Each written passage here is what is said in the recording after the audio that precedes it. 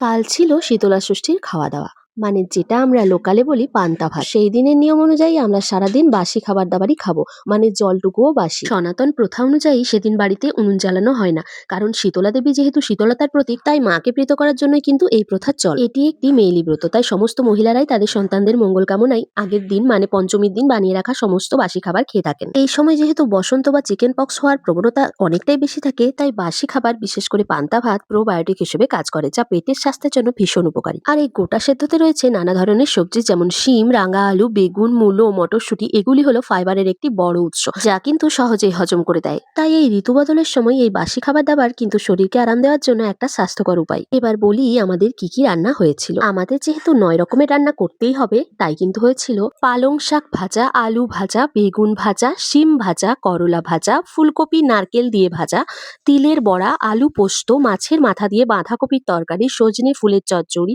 শীষ পালংয়ের চচ্চড়ি, কাতলা কালিয়া সর্ষে পোস্ত দিয়ে কাতলা মাছ, কুড়ালু টমেটোর চাটনি, আর ছিল গোটা সেদ্ধ। তো আমি তো খেয়ে খেয়ে পুরোই হাঁপিয়ে গেছি। আপনাদেরও কি এইরকম অবস্থা হয়েছিল? তাহলে কিন্তু কমেন্টে অবশ্যই জানাতে ভুলবেন না। আর কি কি রেসিপি করেছিলেন সেটাও কিন্তু কমেন্টে জানাবেন। তো আমার এই ভিডিওটা কার কিরকম লাগলো একটু মতামতটা দেবেন। আজ এইটুকুই থাক, কালকে নতুন একটা ভিডিওর সাথে দেখা হচ্ছে। সবাই ভালো থাকবেন, সুস্থ থাকবেন। টাটা।